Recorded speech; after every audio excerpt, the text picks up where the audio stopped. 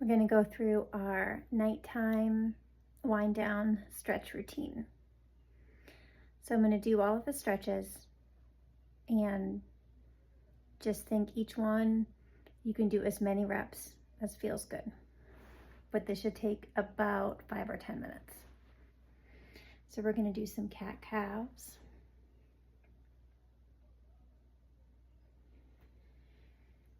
And as much as you can,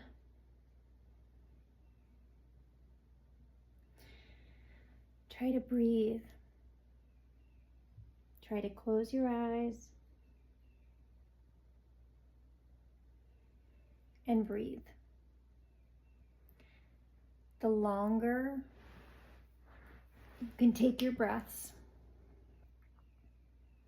the more you're relaxing your nervous system. As you can see, I'm in child's pose now.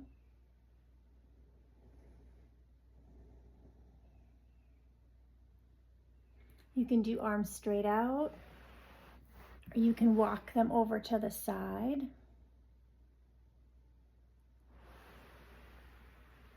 And the other side.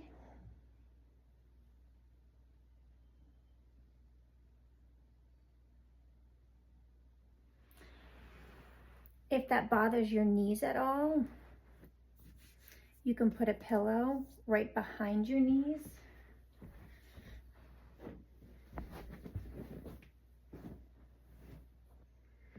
Right? And that'll make it a little more comfortable for you.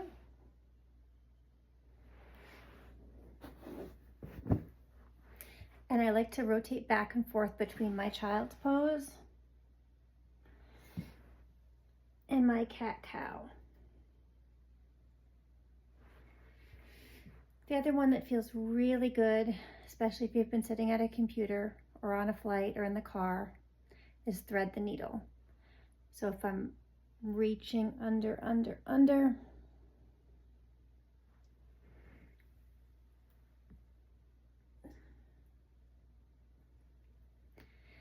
if that bothers your shoulder, you can think about taking your hand like this instead of like this.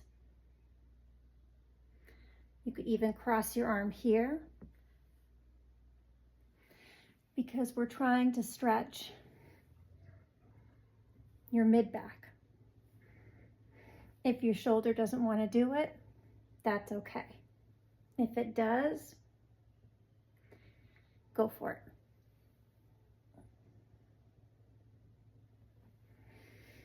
Think about breathing out at the top, breathing in,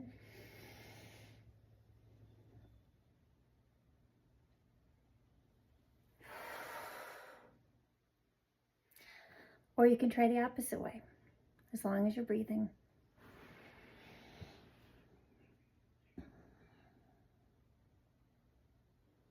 I always think about coming back to child's pose as my base.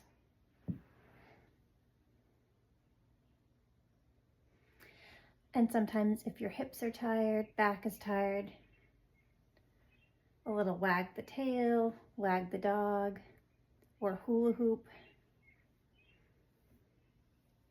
Just get your pelvis to move.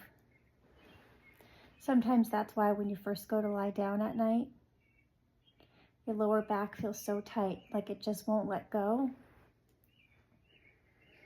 It's because your pelvis is tight. So when we do our cat-cow, really, we're trying to get our pelvis to unlock so that when we lie down, we're not having that big feel of pull and tug on our lower back. And always come back to your breath.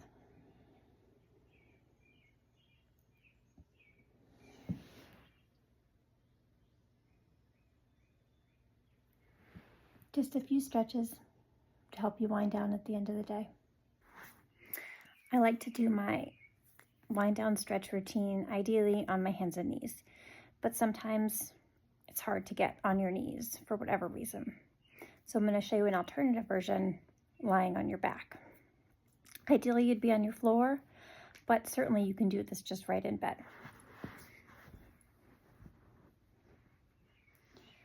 So just some nice knee hugs. And really try to just coordinate your breathing. Again, we're trying to wind down for the night. We're trying to breathe in, and as we do, we're telling our diaphragm and our nervous system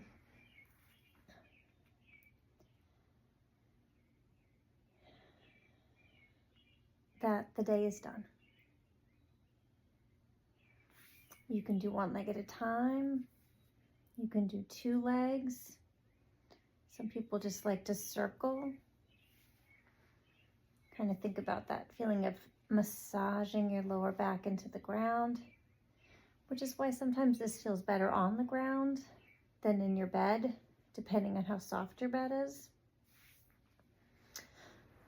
With your knees on the ground, you can rock side to side. That feels good. You can take one leg and cross it over like a figure 4.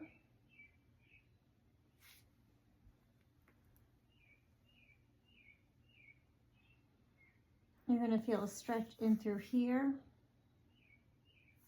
If you have some hip arthritis, you're going to feel it on the inner groin. That's okay. Again, this is for calming. We don't need to force anything right now. You can also cross one leg over the other and pull. That feels good right in through here. Opposite cross and pull. You're going to feel it on the other side of your back.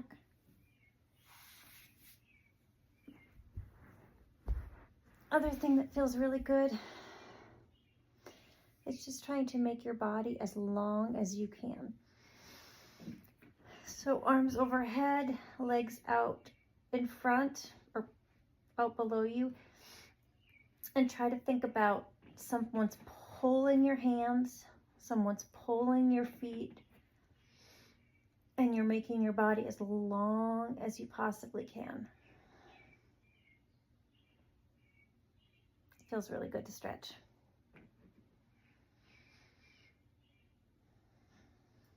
Most important thing is remembering your breath.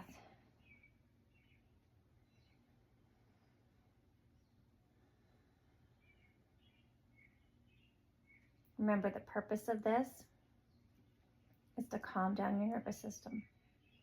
We're not looking for gains right now.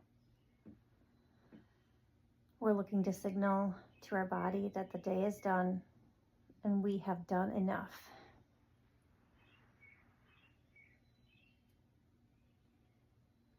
Depending on if you've been at a desk for a while, you can take your arms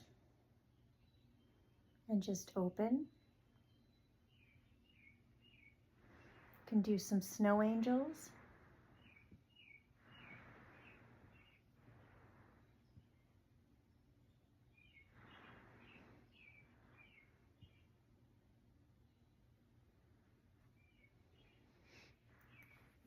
And finally, just take my hands and put them on my ribs and breathe into my hands.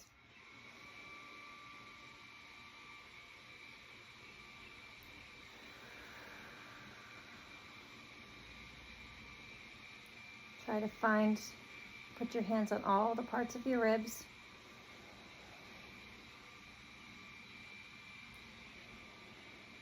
And breathe into your ribs. Breathe into your hands.